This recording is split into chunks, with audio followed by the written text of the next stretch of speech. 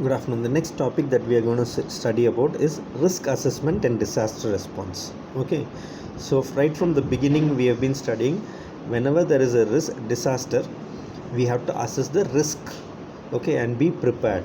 So before a disaster happens, we can assess the risk of a disaster happening. Okay, so it's a very important thing for us to be able to face the disaster and overcome the disaster. So let us see the definition of risk assessment. So risk assessment is nothing but determining the nature and extent of risk by analyzing potential hazards and evaluating existing conditions of vulnerability and capacity. Okay, an example for this is before a storm or cyclone is going to affect a coastal village, we go to the place and analyze the hazards.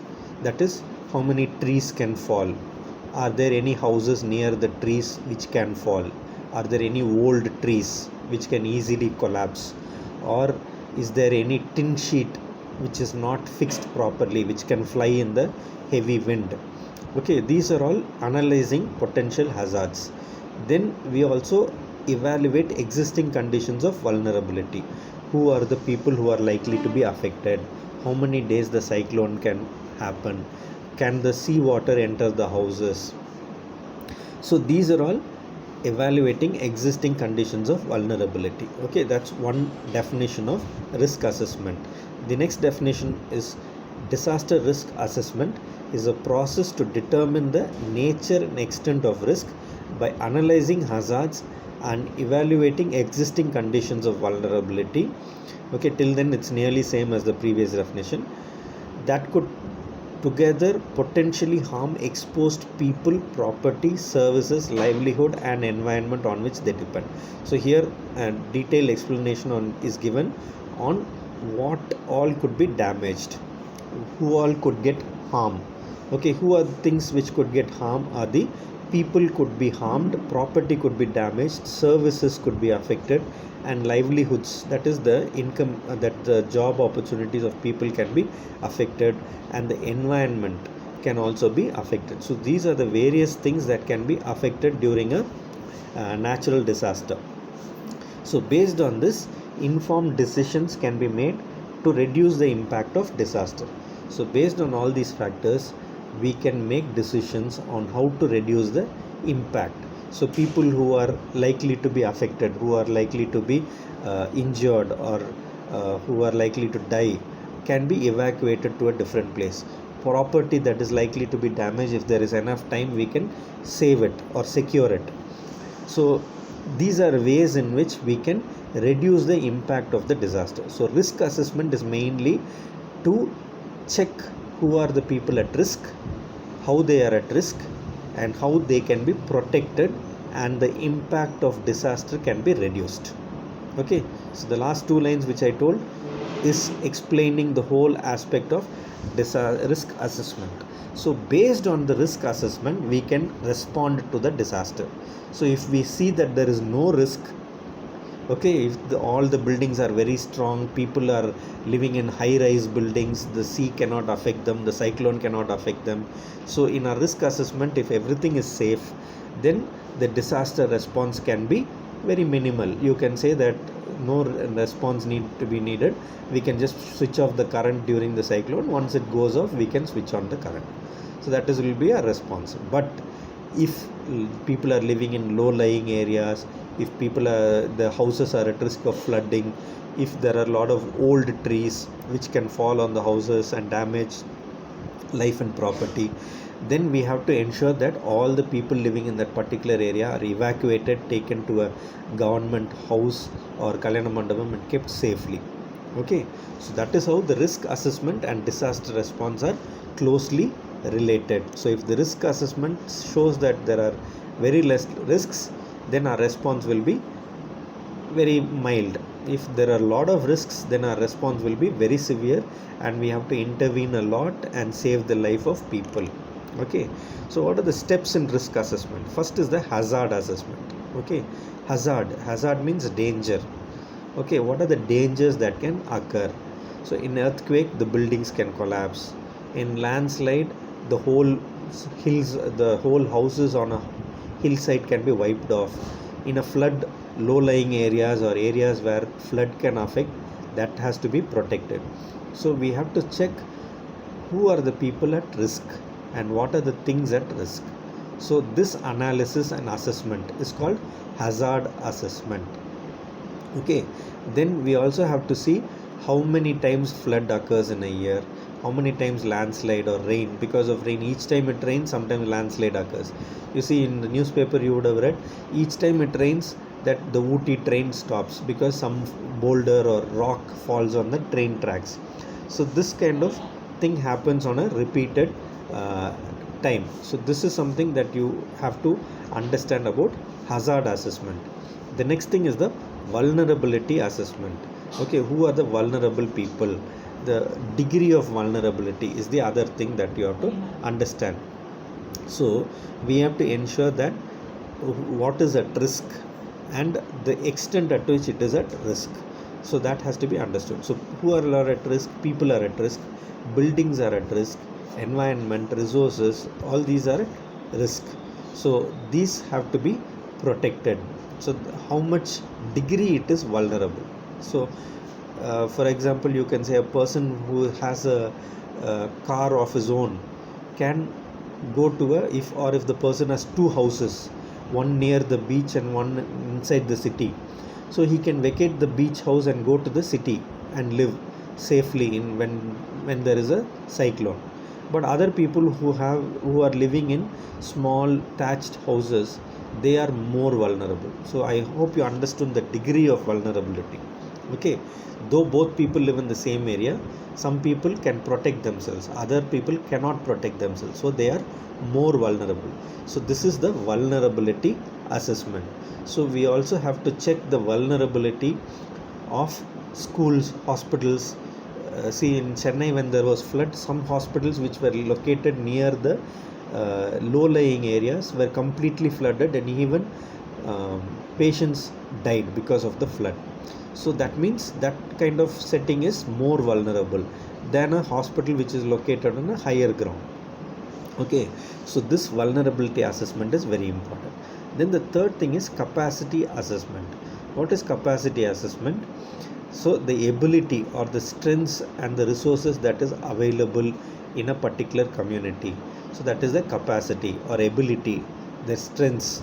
For example, people who are living in the low-lying areas, they may be fishermen, so they may know swimming, so they have more skills to save themselves in times of a flood. Whereas people living in cities where they don't know swimming, suddenly if there is a flood, then they will all drown, so they cannot swim, they cannot protect themselves. So this is the strength based on skill. Same way, expertise, equipment, infrastructure. So all this availability is called capacity assessment. The resources that is available is called the capacity. So the capacity assessment also includes, suppose a particular district, Vellore district, there is going to be a cyclone and there is likely to be a flood.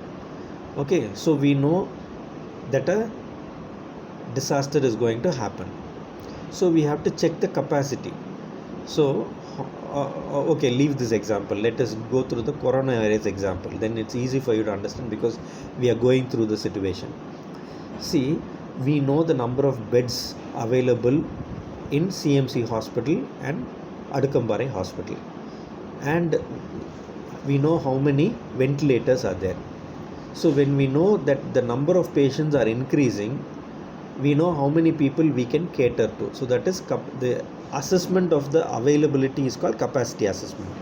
Then the use of these resources, that is using the hospital beds, using the ventilators for patients, that is called capacity utilization. That is, we are using it for the people who are affected by this pandemic. So first we do an assessment and evaluation, and then whatever resources are available, we use it for the people who are affected. So that is capacity assessment and then resource utilization. Okay, finally, the people's perception of risk is very important. So different people have different ideas about risk and how much they can suffer. So we have to understand, like some people, if you see, they are not scared of coronavirus. They just go on the road without a mask, without social distancing. But there are other people who are very scared, who do not go to work, who even resign their jobs. So the people's perception of risk is very different. So that is the other thing that we have to understand, and we have to measure this when we do a risk assessment. Okay, because some communities, they may feel they can live happily even there is a cyclone, but if the government feels that the people are at risk, they have to protect them by taking them to safe place. Okay, so that is about risk assessment during disaster management. The next topic that we are going to study is school awareness and safety programs. Okay, so there are two aspects in this: school awareness and safety programs. The safety of the school in a high risk area. For example, if there is, in Gujarat there were earthquakes and a lot of schools got damaged and a lot of children died. Same way in Kumbakonam, we studied about fire disaster where a lot of children died in a school. So children studying in a school have to be safe. That goes even to college students also. Okay, but school children are much more vulnerable because they are youngsters. They do not know what to do in case of a disaster. Okay, so the school awareness and safety programs are very, very important, and that's what we are going to see now. So the first thing is school safety. So we have to create a safe environment for children who go from their home to the school and from school to the home. So what we are trying to say is, if the children who are going to the school and coming back from school are not safe, then the parents will not allow them to go to school. So that is, the government has high priority for universal education. All children should be educated. So we have to ensure that all of them are able to go and come back from school to home in a safe manner. Okay, so that is the primary thing. The main objective is risk reduction during a disaster. See, when there is a school, then when there is heavy rain, the electric wire could have fallen down, or so many other risks are there. So all this have to be prevented and overcome. So the main objective is disaster risk reduction through mitigation, preparedness. Okay, so there should be a separate disaster management plan for the school. So let us see how disaster risk reduction happens. Okay, we can identify the risk. We already studied about risk assessment and risk awareness, the hazards which are present. So all the teachers and the students should have enough knowledge about the risks that are present when there is rain, when there is fire, so all the when there is earthquake. So they should know the risk that is involved, whether a building can collapse, what to do. So all these aspects they should understand. So the common effects of disaster in school are the physical impacts, that is the damage to the buildings and other things. Next is the educational impact. See, because of the pandemic, now we are having online classes. So what is happening is, you cannot ask doubts when you have doubts, but we are having classes, but ability to ask doubts and interact is lost. So there is a educational impact. So the next thing is death and injury due to non-structural hazards. See, structural hazards are the buildings. What are the non-structural hazards? Things like any drowning, when there is a flood, if the child drowns, so that is a non-structural hazard, or things like that can happen. So all this, what will happen? The children will drop out of the school. They will not go to school. Okay, they will not trust the school. The quality of education will decrease. So these are the various effects on the school when there is a disaster. And also the children's certificates that have been kept, they can go missing, or they can, if there is a fire, then they can all be burnt.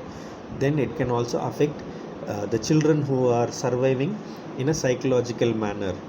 So there are various kinds of effects of disaster on a school. So these things that are something that we have to understand and ensure that they do not occur. We have to assess the risk and then we have to prevent these things from happening so that there is no effect of disaster on schools. That is why these days the government gives leave whenever there is rain, because they want to protect the children, they want to keep the children safe, they do not want the children to suffer, so that children come to school on a regular basis when there is a regular school. So when there is rain, they give leave. Even during coronavirus, you are given leave so that you will be safe at home. If you are coming to the college and you become sick, then your parents will not allow you to go and study properly, or next year some of the students will not go to the medical course because they are scared. So these are the some of the things that you have to understand. Specifically in a school, what are the hazards that can occur? See, what are the hazards? High tension wires. So in a school, if there are any wires, then they can cause a lot of risk. If they get cut, they can fall on children and the children can die. If there is any electrical transformer, or in the school office if there are any air conditioner units and they can burn, or if there is any chemical factory, any in the chemistry lab chemicals are there, those can explode or burst. And there may be LPG cylinders in the school that can burst. Fire can happen anytime because of any reason. In Kumbakonam, the midday meals which was being cooked, that caused the fire. Short circuit can happen anywhere. School bus accidents occur regularly in our country. And picnics, some children die because they climb on a hill and fall, or they fall into the water. So these are all common things that have happened previously. In a locked room, people suffocate to death in the library, or temporary structures. When a building is being built, children run into them and they fall, or something falls on them from a great height. So these are things which commonly happen because children are those who can run anywhere and do anything without understanding, without thinking. So it is the responsibility of the school management, of the government, of the parents, of the people to protect the child. Okay, so that is why a lot of importance is given to school safety awareness. Okay, so in our country we have the National School Safety Program. So what are the parts of the National School Safety Program? It's just like many other disaster management programs. The first thing we do is hazard, risk and vulnerability assessment. So we check for hazards, we check for risks, and we see who are the people who are vulnerable. So we do an assessment on all these three aspects. Then based on the assessment, we prepare for any disaster, so that our preparation will ensure that nobody gets hurt or no fatalities occur during a disaster. Then when the disaster occurs, we respond. So that also is part of the preparation. We know how to respond. We know how to respond when there is a fire. We know how to respond when there is an earthquake. And this will help in mitigation or reduction of troubles. Okay, so as part of the hazard, risk and vulnerability assessment, we have to check the non-structural assessment. We have to check like the teachers and students, they are part of a team and they check all the buildings. Then that is the structural assessment, the building checking. Non-structural assessment is the other things which have to be checked. Then identification of hazards outside the school campus. So children, when they go from school to home, on the roads, then industries, chemicals, if there is open drain, if there is any flooding. So all these are vulnerability assessment outside the school. And then create a database of the past accidents, so that we can understand why those accidents happen, and we will be able to prevent such things from happening again. Okay, so these are some of the things. Then identification of vulnerable locations within the campus, outside the campus, and then use all these methods to mitigate the risk or reduce the risk. So we do an assessment, and then based on the assessment we do a risk reduction. So the next thing is the preparation. Okay, once we have assessed, we have to do the preparation of the preparation for getting ready against the disaster. So how do we prepare? So every school has a disaster management kit. So they have a map with the evacuation plan. So if there is a earthquake or if there is a fire, the children know which is the way in which they have to escape out of the uh, school, so the map everybody knows, and then the floor evacuation plan is there, and that has to be displayed on notice board, so that children, whenever they walk this side and that side, they will find where is the exit, which is the place they have to go. And then teachers should have discussion about with the students and create awareness on how to protect themselves in case of disaster. And one of the most common things that these days a lot of institutions do is mock drill. That is, we we create a scenario, suddenly they'll ring the bell and say there is a fire, so the children will not know that there is no fire. Okay, it is just a drill, but they will do exactly what they are supposed to do when there is a fire. So that means they are ready. In case there is a real fire, they will know how to escape and protect themselves. Okay, so mock drills is one of the last steps in preparedness. It can be done for earthquakes, fire, and has to be done periodically, so that children remember what they are doing, and new students who join the school also know what is how they are prepared. And this has to be done at least once in 6 months. And if they find that there are any deficiencies during the mock drill, then that has to be taken care of, so that next time they are able to do the drill without any deficiencies. So this drill, mock drill, can be done for earthquake as well as for fire and other things. So earthquake, what do? We drop cover, that is, in a single file the children run or walk out of the school, and they know where to gather outside the school, far away from the building, so that even if the building collapses, it does not fall on their head. So same way, for a chemical or fire accident, whenever there is a real accident or when there is a drill, they know which way to take, which pathway to go, and where to assemble. This will help to reduce the risk. Okay, so they also are trained on how to use the fire extinguisher, how to run away from the class, and how to put off electrical gas connections. In spite of this, some of the common injuries and sickness that children get, it may not be a real disaster, but even individual students can be affected by sickness and injuries, and then they can suffer from problems like vomiting, thermal injury or heat injury, electrocution when there is a current shock, drowning when they fall inside water or a pit with water, rainwater stored, okay, or in the septic tank. So then road traffic accident, when the student walks on the road and they suffer injuries, food poisoning if the school is giving food, and midday meals when there is some food poisoning. Then epilepsy and stroke can occur in some students, heat stroke can occur, and when some students, they suddenly fall when they are doing some physical activity like running race, or in the PT period when they are playing games, they can collapse. And in schools, dog bite, snake bite, insect bite can occur, or a terrorist attack can occur.